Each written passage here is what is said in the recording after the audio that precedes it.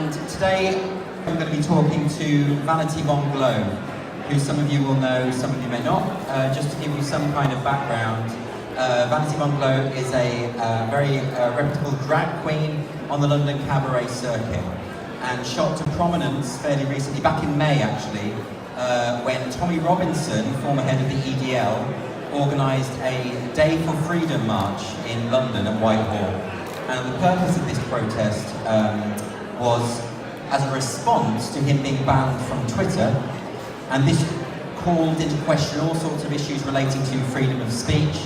And so what Robinson did was to gather various people who felt that they had been censored in one way or another, and to present what was ostensibly a freedom of speech rally. Now, a lot of people in the press, and particularly in the left-wing media, did not share this view, and they felt that what this actually was a cover for a far-right rally, and hence the controversy ensued. Part of this was that Vanity agreed to perform at the event, and she sang a couple of songs, Shania Twain's song, that kind of thing. Following that, Vanity was no-platformed by various venues in London. Even one of her residencies in London was cancelled. In other words, the cabaret community and LGBT activists turned against her and said, "You're not welcome to perform anymore." So she's going to come here and talk about that experience, and I think she's ready. So if you could please welcome to the stage Vanity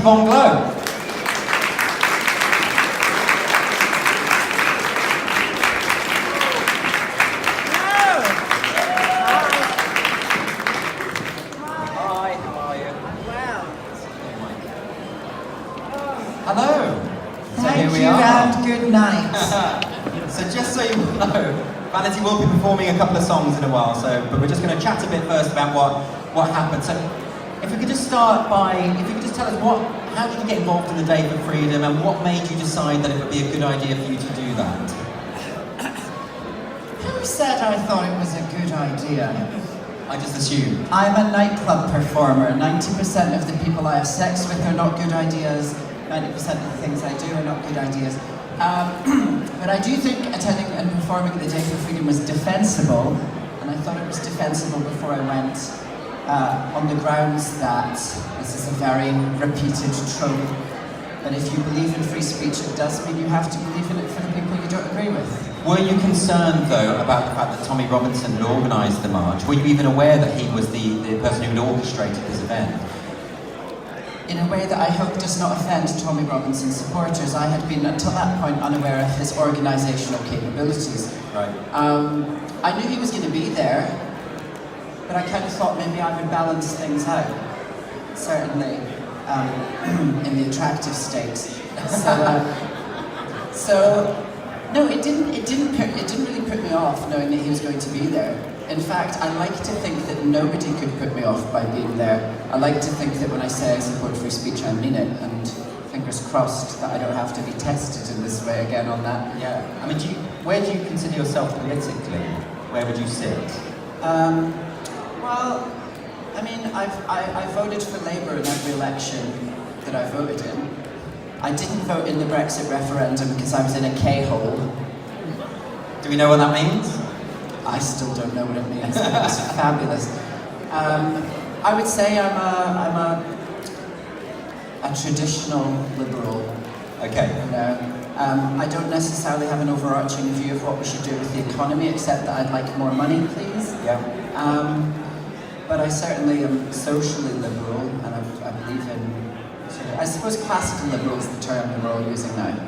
So it's very interesting that you mentioned that. Classical liberal has now been used as a kind of slur. People are now suggesting that this is actually a front for right-wing politics. And people, certainly the media, particularly left-wing media outlets like The Guardian, said that the Day for Freedom was just a front for a fascist rally. What do you make of that? I think it's lazy, you know. I think that there are myriad, there were 4,000 people at the Day for Freedom. As much as I'd like to believe they were all there to see me sing Shania Twain, you know, of 4,000 people, When I was thinking about the Pride in London Festival, I think in 2016, I believe there were like 7 arrests during the course of the parade, some of which was grievous bodily harm. But nobody uses the worst examples of the people marching at Pride in London and tars everybody else at the event with that brush. I think it's lazy to try and do that with 4,000 people, many of whom were out to support free speech, many of whom were there to support Count Dankula, who taught his dog how to give a Nazi salute. Many people were there, but is not a Nazi. The dog might be, we don't know. Many people were there to support for example, Shazia Hobbs, who's a Glaswegian Pakistani woman who is a critic of Islam, I gather is an ex-Muslim. There are lots of different reasons for going to the fair that day. It's very interesting. I should point out that when The Guardian reported on the event, the original headline said thousands descend on London for a far-right rally, and then they subsequently changed the headline to so that it didn't say far right. Okay, so they realised there was a mistake there. You would have met some of the people there. What was the impression of the kinds of people that were at the rally? And I mean, people have tried to paint this as a sort of an EDL-style march. I think there's confusion because the day itself, was anyone there? Oh, where are you? How are you doing? Did you have a nice time? I sang fabulously, didn't I? Well, he was there. Yes, are you a fascist? No. So there was one good person there. I mean, what struck me was that I finished my performance and I walked up Whitehall. They had to shut some of the bars on Whitehall because of protesters, counter-protesters. Just, you know, they wanted to diffuse any tension. And so they shut down the bars. And when that happened, I left. It was my birthday as well that day. Nice. So I walked up Whitehall, so I'm walking through 4,000 people, and far more than at any other event that I do, and you know, pride parades, thousands of people, far more than any other event, people were coming up to me to shake my hand saying that they'd been surprised that they had enjoyed my performance. So we've got, you know, Trish and John, who are in their 50s, white, they've come all the way from Bolton. They were really pleased to see me. We had people of various ethnic backgrounds. There were 2 trans women backstage. So it was, you know, of course the media are going to use the pictures of the, you know, bald-headed tradesmen with angry faces, the gammon, but that's not really a reflection of the people who were there on the day. Okay. And if you could just talk us through a bit what happened in the aftermath, because obviously you performed here. Did you anticipate that there would be any kind of backlash? And just to explain to the people here, what exactly happened to you? So I went from being, I mean, I'm very lucky. I've been a performer for a long time, not that long. And I have residency shows in certain venues. That's where you are there every week. It's like having a real job, except you get to sing. I sing and play piano in my shows, by the way, if anyone would like to come and attend such an event. You can't, because they've all been cancelled. So, in the immediate aftermath, literally, before I had 3 shows that night, before I got to the 3rd one, it was cancelled.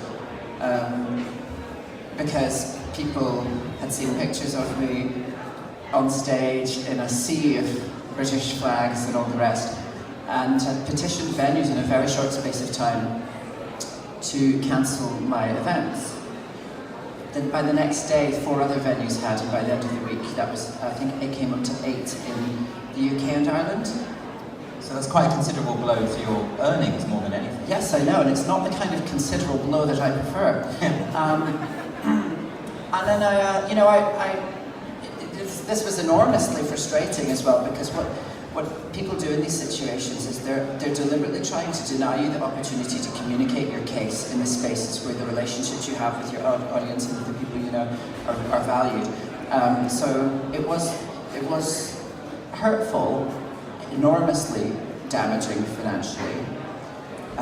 As you can see, I can't afford clothes. Now I just have to wear my nightgown. So I responded by going to Berlin and doing a show there in the summer, because they didn't cancel me. I mean, it's interesting, I saw some of the responses, and I read the statement that was put out by her upstairs, the cabaret venue, and this statement, it said, you know, this calls into question your political motives. I mean, all this kind of guessing what your secret motive is. This seems to be quite a common tactic that we're seeing, particularly amongst elements of the liberal left. And the other tactic is the public shaming thing, going on social media, trying to damage your livelihood. This seems to be the way that they go about. And there's something quite authoritarian about that. Oh, completely. You know, her upstairs was an ideological venue in Camden. Its raison d'etre essentially was extremely woke, extremely progressive. Many of the sort of platforms that they would argue for, I support and agree with, but I also support and agree discussing those ideas. Yes. But that's not what these, I hate using the term types of people want. What they want are paternalistic protections from ideas or counter-ideas that might be harmful. Yeah. And of course they have the widest possible definition of harm. Yes, well, words of violence in their view. I'm going to bring it out to the audience, so if you want to think of any questions that you want to pose to Vanity, then we will do that. But before we do that, I just want to ask the question about what you think the broader implications of this are.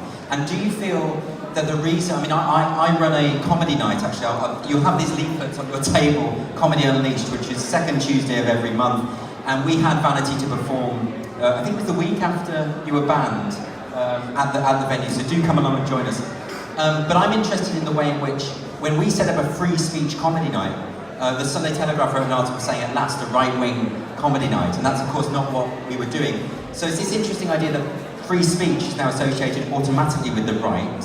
How do you feel, what do you feel the implications of this are, and what do you think the left has failed or is failing that principle? I think that like free speech should not be an abandoned child raised by one parent, you know, it deserves to be cherished across the political spectrum. Free speech is the device by which we evaluate our values, in which we communicate our values, in which we try to understand ourselves better. And it's really ferocious the way in which some people refuse and refute free speech. For example, one of the venues I work in was advised by the Metropolitan Police for the first time in their 27-year history to start supplying acid response kits in the venue. So vicious were the people criticising me online.